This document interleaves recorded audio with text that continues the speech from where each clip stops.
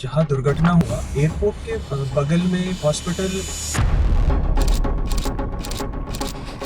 हम ऐसे fundamental questions हम पूछते नहीं है ना, और बड़ा सीधा सवाल है वो हम नहीं पूछेंगे कि एयरपोर्ट के बगल में हॉस्पिटल है ही क्यों। ये अद्भुत बात भारत में ही पाई जा सकती है कि ये रहा एयरपोर्ट और एयरपोर्ट के बिल्कुल बगल में बिल्डिंग है, और जो वहाँ बिल्डिंगों में बच्चे रहते हैं उनका पास टाइम ये है कि वो छत पर चढ़ जाते हैं और उनको ये लगता है कि बिल्कुल सर के ऊपर से प्लेन जा रहा है और प्लेन में क्या लिखा हुआ है वो ये भी पढ़ लेते हैं। ये सब भारत में ही होता है। अभी जितना मीडिया और सोशल मीडिया में इस हादसे की कवरेज हो रही है एयरप्लेन क्रैश की, उसमें भावना ही भावना बह रही है। ये मृतक की माँ है और ये कैसे रो रही है, लेकिन वास्तव में दुर्घटना क्यों हुई, उसके मूल कारण क्या है, ये कौन समझना चाह रहा है। सर, जहाँ दुर्घटना हुआ एयरपोर्ट के बगल में हॉस्पिटल क्यों था?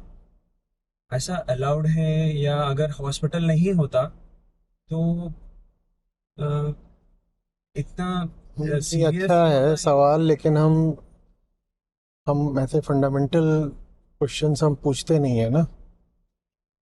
हम बहुत सारी बातों पर चर्चा करेंगे कि डुअल इंजन फेलियर क्यों हो गया, कॉन्स्पिरेसी थ्योरीज की बात करेंगे,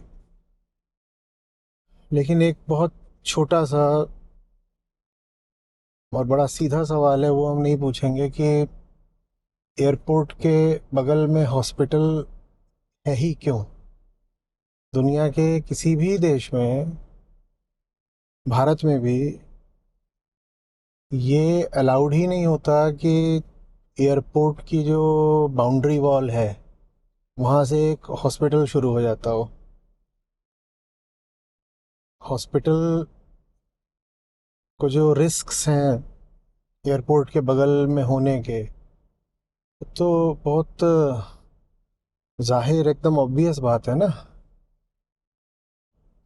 एयरपोर्ट छोड़ो, कहीं नॉर्मली भी हॉस्पिटल होता है तो वहाँ पर साइन लगा होता है कि हॉस्पिटल डू नॉट हॉन्क, यहाँ पे हॉर्न नहीं बजाइए, यहाँ पेशेंट्स हैं कृपया शोर नहीं करिए। धीरे चलिए। हाँ, और धीरे चलिए।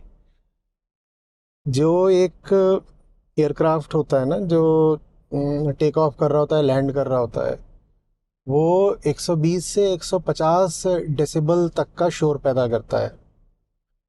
और एक हॉस्पिटल के लिए 50-60 डेसिबल से ऊपर की आवाज़ अनएक्सेप्टेबल होती है, इनटॉलरेबल होती है। बहुत तरह के खतरे होते हैं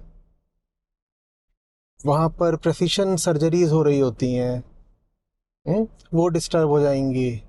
वहाँ पर क्रिटिकल कम्युनिकेशन हो रहा है सर्जरीज के दौरान, वो डिस्टर्ब हो जाएगा। पीडियाट्रिक वार्ड्स होते हैं, उसमें छोटे बच्चे होते हैं, वो डिस्टर्ब हो जाएंगे।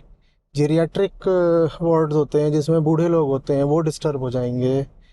साइकेट्रिक पेशेंट्स होते हैं जिनको इतनी ज़ोर की आवाज़ आनी ही नहीं चाहिए, वो डिस्टर्ब हो जाएंगे। जो साधारण पेशेंट भी है उसकी जो रात की नींद है वो ख़राब हो जाएगी। जो जो अच्छे डेवलप्ड शहर हैं वहाँ तो शहरों के ऊपर से फ्लाइट्स पर नाइट टाइम कर्फ्यू लगा दिया जाता है। फ्रैंकफर्ट वगैरह में जो रेजिडेंशियल इलाके हैं वहाँ पर फ्लाइट्स के लिए नाइट टाइम कर्फ्यू होता है कि लोगों की नींद इससे डिस्टर्ब हो जाएगी। और सोचो हॉस्पिटल एकदम एयरपोर्ट के बगल में बना दिया गया है तो वहाँ पर कितना भयानक शोर होता होगा, वो भी कितनी जल्दी जल्दी, बार बार, कितनी फ्रीक्वेंसी से। और नॉइस पोल्यूशन ही अकेली समस्या नहीं है हॉस्पिटल के लिए, अगर वो एयरपोर्ट के बगल में बना हुआ है। एयर पोल्यूशन भी, जो एयरक्राफ्ट होता है जब वो टेक ऑफ कर रहा होता है उस समय वो सबसे ज़्यादा फ्यूल कंजम्पशन करता है। तो PM2.5, PM10, ये सब, और NO2, ये सब बहुत इस वक्त वो एमिट करता है। और ये सारे वो पार्टिकल्स हैं जो कि किसी हॉस्पिटल में पहुंचने नहीं चाहिए।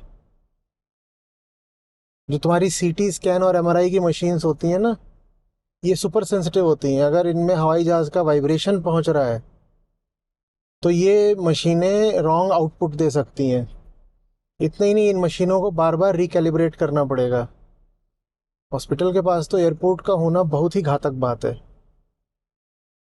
सबसे ज़्यादा जो क्रैशेस होते हैं, 80% जो एयरप्लेन के क्रैशेस होते हैं वो होते हैं टेक ऑफ करते वक्त या लैंड करते वक्त। टेक ऑफ करने के बाद का जो 3 मिनट का पीरियड होता है वो बहुत क्रिटिकल होता है। लैंडिंग से पहले जो 8 मिनट का पीरियड होता है वो बहुत क्रिटिकल होता है। उस पीरियड में हवाई जहाज़ को रेजिडेंशियल इलाकों से जितना दूर रखा जा सके उतना दूर रखा जाना चाहिए। लेकिन हमारी प्लानिंग ऐसी है और हमारे तरीके ऐसे हैं कि हमने जहाँ एयरपोर्ट है वहीं पे सटे हुए हॉस्पिटल भी बना दिए हैं, हमने रेजिडेंशियल इलाके भी बना दिए हैं। इतना ही नहीं है, जो रनवे है खासकर अहमदाबाद में, उसकी बिल्कुल सीध में रेजिडेंशियल कॉम्प्लेक्सेस हैं। अब एयरपोर्ट जो प्लेन जब लैंड करेगा तो भी वो रनवे की सीध में ही लैंड करता है, और जब टेक ऑफ करेगा तो भी रनवे की सीध में ही उड़ता है, और उसी सीध में उसके ठीक नीचे वहाँ पर बिल्डिंगें बना दी गई हैं। और ये कितना बड़ा खतरा है। सबसे पहला सवाल तो उठाया जाना चाहिए कि वहाँ पर कोई भी रेजिडेंशियल कॉम्प्लेक्स नहीं होना चाहिए। वहाँ पर हॉस्पिटल कहाँ से आ गया, जबकि हॉस्पिटल तो एक सुपर सेंसिटिव जगह होती है। दुनिया में कहीं पर भी ये सब अलाउड नहीं होता है। PM2.5 का जो कंसंट्रेशन होता है वो एयरपोर्ट्स के पास बहुत हाई होता है, हॉस्पिटल में तो वो एक्सेप्टेबल ही नहीं है। लेकिन हम ये बातें हम करते नहीं हैं। ऐसा विचार आता है कि अगर हॉस्पिटल नहीं होता और सब कुछ जैसे strictly according to the rule book बनाया जाता, तो क्या इस एक्सीडेंट का पूरा सिवियरिटी है, हम्म क्या वो कम होता hypothetically? सिवियरिटी कम हो सकती थी। हम ये तो नहीं कह सकते कि एक्सीडेंट में कोई भी मृत्यु फेटेलिटी नहीं होती, पर हाँ कई और जानें बचाई जा सकती थी। देखो, जब उसका इंजन फेलियर होता है ना तो उसके बाद वो एक ग्लाइडर बन जाता है, ठीक है। उसे कोई मिसाइल नहीं लग गई है, उसमें कोई एक्सप्लोजन नहीं हो गया है, बस उसके पास अब पावर नहीं है, तो हवा में ग्लाइड कर रहा है।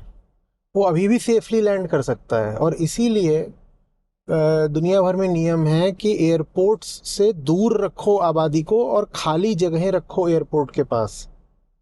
जैसे कि सिंगापुर में नियम है कि एयरपोर्ट से 3 किलोमीटर दूर तक खाली स्थान रखा जाएगा। दुनिया में ज़्यादातर जो डेवलप्ड देश हैं वो अपने एयरपोर्ट्स के आसपास या तो फ्री जोन्स बनाते हैं या फिर ग्रीन जोन्स बनाते हैं, लेकिन लोगों को नहीं बसने देते। अगर जो प्लेन है वो ग्लाइड भी कर रहा है और उसको खाली जगह मिल जाए तो वो वहाँ पर रिलेटिवली सेफली लैंड कर जाए। पर अब प्लेन ग्लाइड कर रहा है और एयरपोर्ट के ठीक सामने बिल्डिंग बनी हुई है, तो कहाँ लैंड करेगा, कहाँ लैंड करेगा। हम सब जानते हैं वो जो मिरेकल ऑन द हडसन था, सली मूवी भी आई थी 2016 में, तो उसमें डुअल इंजन फेलियर हो गया और इसी वजह से हुआ था, बर्ड हिट की वजह से। तो उन्होंने जा करके प्लेन को हडसन रिवर पर उतार दिया, है ना, क्योंकि वो खाली जगह सबसे पहले अवेलेबल थी, वहाँ पे उतारा जा सकता था। आप अगर खाली जगह छोड़ोगे ही नहीं एयरपोर्ट के पास तो कोई कैसे उतारेगा। और प्लेन तो रिवर छोड़ो रोड पर भी उतर सकता है। जो जैसे तुम्हारा जो यमुना एक्सप्रेसवे है ना, उसको फाइटर प्लेन्स को लैंड कराने के लिए भी यूज़ करा जा सकता है। और बहुत बार हमने देखा है कि वहाँ पर जो है तैयारी हो रही होती है, उसको बोल दो एक तरह की प्रैक्टिस हो रही होती है कि अगर जो नॉर्मल एयरफील्ड्स हैं उन पर बॉम्बिंग हो गई और वो जो रनवेज हैं वो ख़राब हो गए, तो आपके जो फाइटर जेट्स हैं वो सीधे सीधे एक्सप्रेसवे पर लैंड कर जाएंगे। जो रनवे है वो एक तरीके की सड़क ही तो होती है, स्पेशलाइज्ड सड़क है पर सड़क ही है। या अगर कोई खाली जगह भी अवेलेबल हो, घास का मैदान अवेलेबल हो, या बस ऐसे ही मिट्टी का मैदान हो, या खेत भी हो, कुछ भी ऐसा हो जो चपटा सपाट जगह हो, वहाँ पर प्लेन को लैंड कराने की कोशिश की जा सकती है। उसमें भी कुछ जाने जाएंगी या चोट आएंगी, लेकिन ऐसा तो नहीं होगा ना कि सारे के सारे लोग ही मारे गए।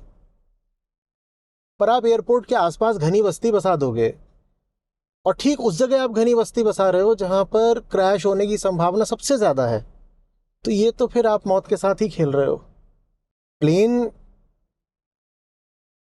को ये मत मानो कि सिर्फ इसलिए वो क्रैश हुआ है कि उसका इंजन फेलियर हो गया था, उसमें ये भी जोड़ो कि वो इसलिए क्रैश हुआ है क्योंकि उसको लैंड करने के लिए कोई जगह नहीं मिली।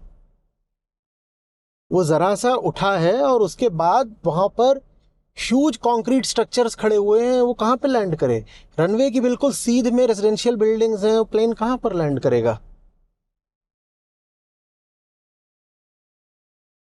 और ये कोई अननोन रिस्क फैक्टर नहीं है, ये एक very well known and research risk factor है कि जब प्लेन टेक ऑफ करेगा तब बहुत तरह की उसमें समस्याएं आ सकती हैं। वो प्लेन के लिए सबसे नाजुक क्षण होता है जब वो टेक ऑफ कर रहा होता है। उसके बाद भी हम वहाँ पर ऐसा कंस्ट्रक्शन अगर अलाउ कर रहे हैं तो वो भी हम हॉस्पिटल जैसी सेंसिटिव चीज़ बना रहे हैं एयरपोर्ट से बिल्कुल सटा करके, फिर तो राम ही मालिक है। इतना ही नहीं है, प्लेन जब टेक ऑफ कर रहा होता है तो उसमें फ्यूल भी सबसे ज़्यादा होता है, इसमें फ्यूल भी सबसे ज़्यादा होता है। वो एक तरह का फ्लाइंग बॉम्ब है जिसमें 200-400 लोग बैठे हुए हैं और जिसमें 1 lakh litre 1.5 lakh litre fuel भरा हुआ है। वो एक बॉम्ब है, आप बैठे हुए इतने सारे फ्यूल के ऊपर, अभी अभी टेक ऑफ कर रहा है। जो आज तक एविएशन इतिहास की सबसे बड़ी दुर्घटना है वो मालूम है कहाँ हुई है? वो एयरपोर्ट पर ही हुई है।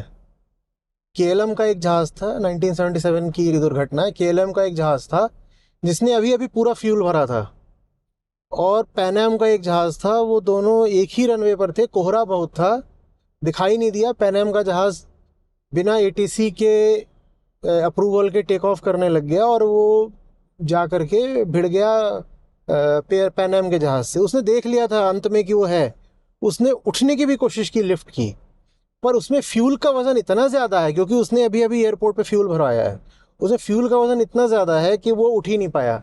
और फ्यूल चूँकि इतना ज़्यादा है तो वही फ्यूल जब वो टकराया तो बम बन गया और उसमें करीब 500-600 लोगों की जान चली गई। ये आज तक की सबसे बड़ी दुर्घटना है। टेक ऑफ के समय एक तो फ्यूल सबसे ज़्यादा है, वही फ्यूल बॉम्ब बनता है, और वही समय है जब इंजन को सबसे ज़्यादा लिफ्ट की ज़रूरत पड़ती है और कोई भी उसमें फॉल्ट आ सकती है, वही समय है जब बर्ड हिट हो सकती है। इतने सारे रिस्क फैक्टर्स होते हैं टेक ऑफ के समय, और हम वहाँ पर हॉस्पिटल बना दें तो फिर अब तो मतलब सोचो ना, इतनी जो जाने गई दुनिया की आज की सबसे बड़ी जो एविएशन ट्रेजेडी है वो आसमान में नहीं हुई है, वो एयरपोर्ट पर हुई है। और एयरपोर्ट पर हुई है क्योंकि एक बड़ा कारण ये भी है कि टेक ऑफ सबसे डेंजरस पॉइंट होता है। सर, जब मैं कॉलेज में था वहाँ पे सिटी का एयरपोर्ट लगभग 10-12 किलोमीटर दूर था। फिर भी बहुत डिस्टर्बेंस होता था एयरपोर्ट के वजह से, फ्रीक्वेंट फ़्लाइट्स के वजह से आवाज़ आता था, और मतलब एक क्लासेस के समय भी एक डिस्टर्बेंस था। व्हेन इट इज़ 10-12 किलोमीटर दूर। 12 किलोमीटर तो बहुत गनीमत होती है। जब एक जंबो जेट जैसे वो ड्रीम लाइनर था, वो जब टेक ऑफ करता है तो उसकी जो आवाज़ होती है जब वो अभी अभी उठ रहा है, टेक ऑफ कर रहा है, उसका कंपैरिजन करा जाता है कि एक रॉक कॉन्सर्ट के एक स्पीकर के आप सामने खड़े हुए हो उतनी ज़ोर की आवाज़ आती है उसमें, या कि जैसे एक जैक हैमर होता है इंडस्ट्रियल, उसकी आवाज़ हो, उतनी तेज़ उसकी आवाज़ होती है। और उतनी तेज़ आवाज़ उसकी एक हॉस्पिटल के पेशेंट्स को सुनाई जा रही है, तो उस हॉस्पिटल का क्या हाल होता होगा राम जाने। और ये चीज़ दुनिया के और देशों में नहीं पाई जाती है।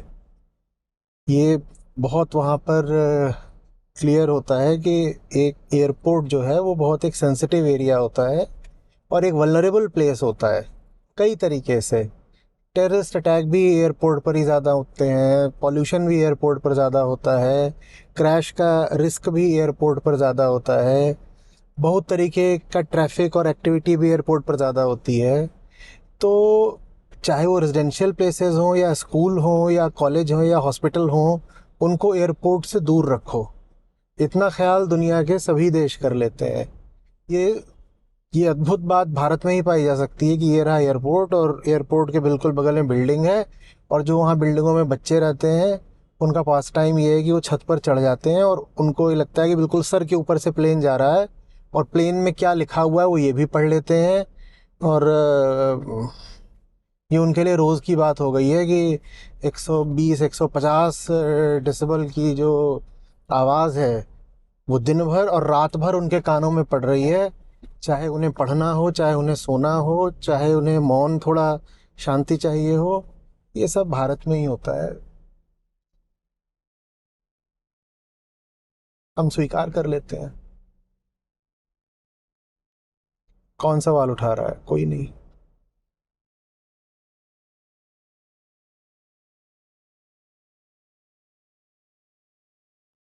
सर हमारे यहाँ ऐसा क्यों होता है? यार देखो,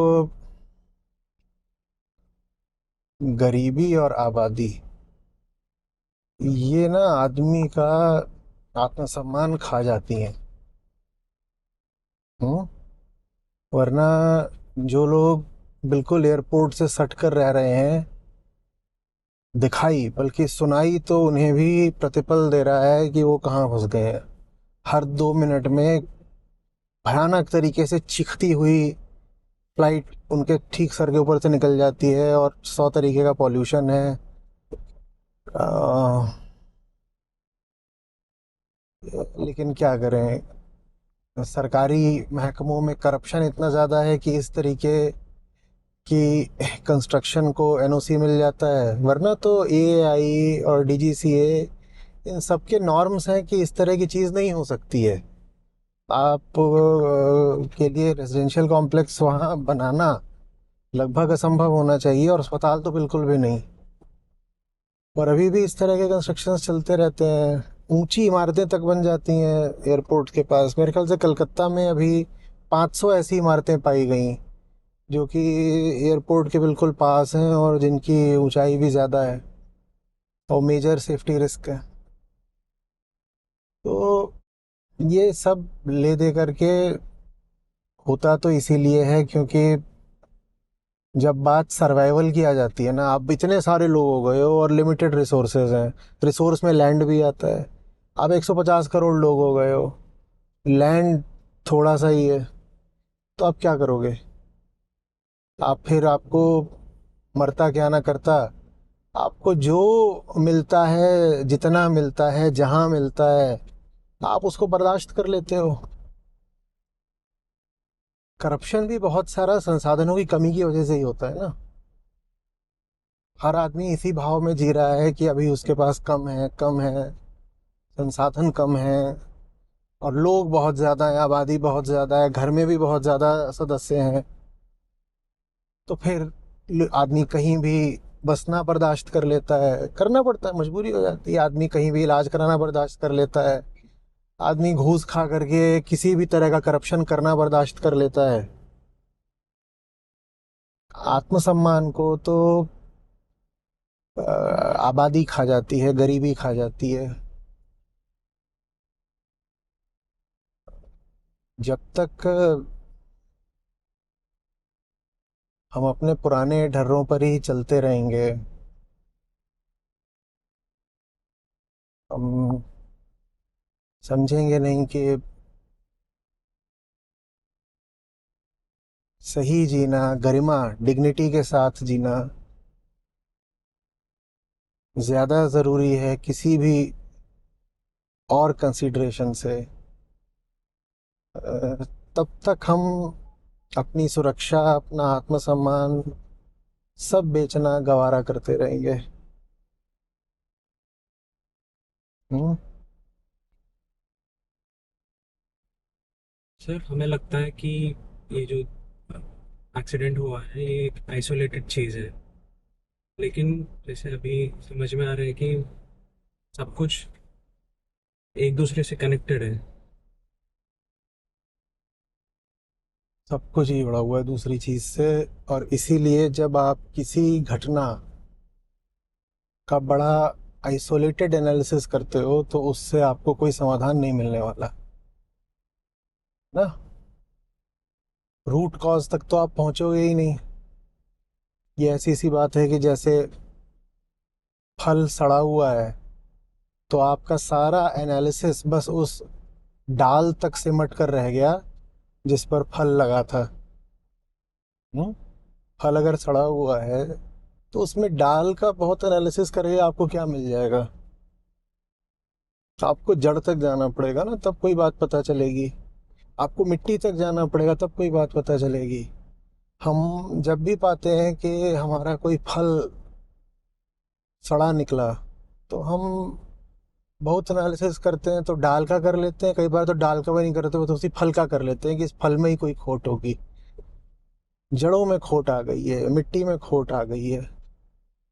जड़ों को ताकत देनी पड़ेगी, मिट्टी को सफाई और पोषण देना पड़ेगा, तब जा कर के इस देश में ताज़े साफ सुंदर फल लगने शुरू हो पाएंगे। नहीं तो हम बस यही सोचते रहेंगे कि वो समस्या थी उसका वो कारण था, और वो दूसरी समस्या थी उसका दूसरा कारण था, और तीसरी समस्या थी उसका तीसरा कारण था। नहीं, हमारे देश के सामने जितनी दुर्घटनाएं होती हैं, जितनी समस्याएं होती हैं, उन सब के कुछ कॉमन साझे कारण हैं। पर उन साझे कारणों की ओर हम देखना नहीं चाहते, क्योंकि उन कारणों का रिश्ता हमारे दिल से है, हमारी मान्यताओं से है, हमारे ढर्रों से है। हमने बहुत व्यर्थ की चीज़ों को बहुत इज्जत दे दी है, और हम उन चीज़ों को चुनौती नहीं देना चाहते। वही चीज़ें जो व्यर्थ की हैं वो हमारी सब समस्याओं का कारण है।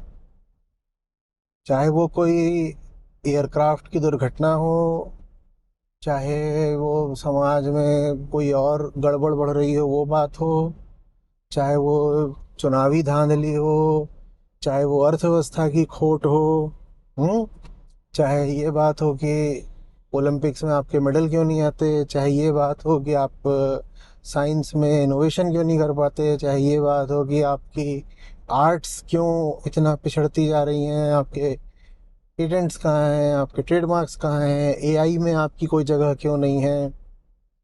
देश के सामने जितनी भी समस्याएं हैं, ये सब अलग अलग समस्याएं नहीं हैं, इनके सबके कुछ मूल कारण हैं। और उन मूल कारणों की ओर देखने से हमारा देश बहुत बच रहा है, क्योंकि वो जो मूल समस्याएं हैं हमारे लिए वो बहुत आदरणीय चीज़ें बनी हुई हैं। और जब तक हम वास्तविक समस्या से आंखें चार नहीं करेंगे, चुनौती नहीं देंगे, तो वो समस्या दूर कैसे होगी। हम्म? हम समाधान खोजने लग जाते हैं बिना समस्या को समझे। तो ऐसे में फिर क्या होने वाला है। हाँ, आप कोई सतही इलाज कर लोगे, उस सतही इलाज से थोड़ा बहुत फ़ायदा भी हो जाएगा, और आपको ये भ्रम हो जाएगा कि आपने सचमुच इलाज कर लिया, पर आपने इलाज कर नहीं लिया है। आपने एक तरफ से समस्या को रोका, वो दूसरी तरफ खड़ी हो जाएगी, जब तक आप उस समस्या के मूल कारण को पहचान कर उसका इलाज नहीं करते।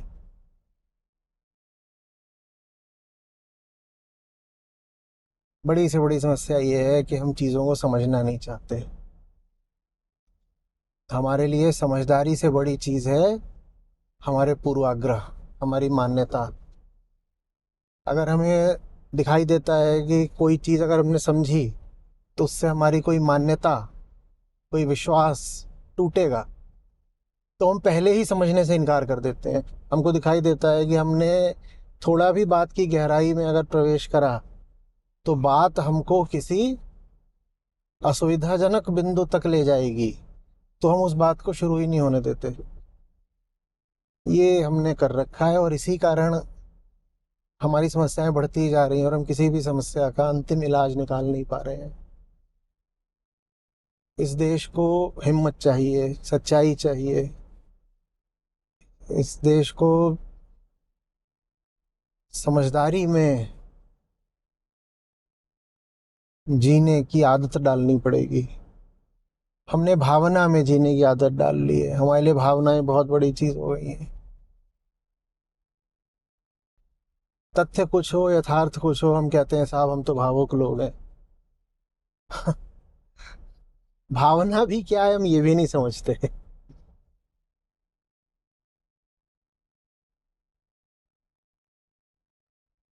देख नहीं रहे हो अभी जितना मीडिया और सोशल मीडिया में इस हादसे की कवरेज हो रही है, एयरप्लेन क्रैश की, उसमें भावना ही भावना बह रही है।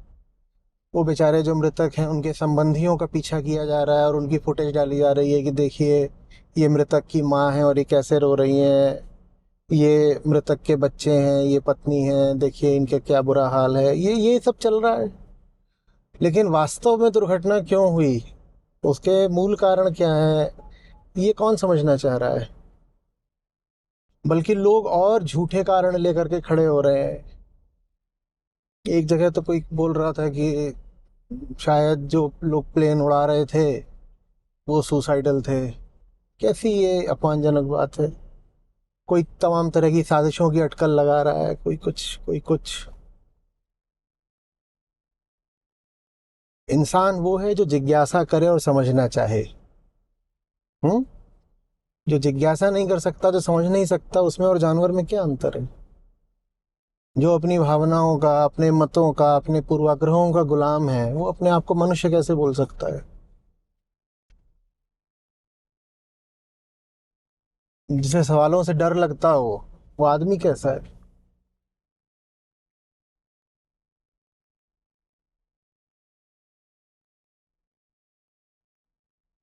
हमारे देश को एक बहुत बहुत मौलिक, बड़ी गहरी आध्यात्मिक क्रांति चाहिए। और आध्यात्मिक से मेरा आशय है सच्चाई के लिए प्रेम। हमें अपने बच्चों को परवरिश में, स्कूलों में, कॉलेजों में सिखाना होगा कि सत्य से बड़ा कुछ नहीं होता। तुम्हारा कोई भी सरोकार, स्वार्थ सच से बड़ा नहीं होता।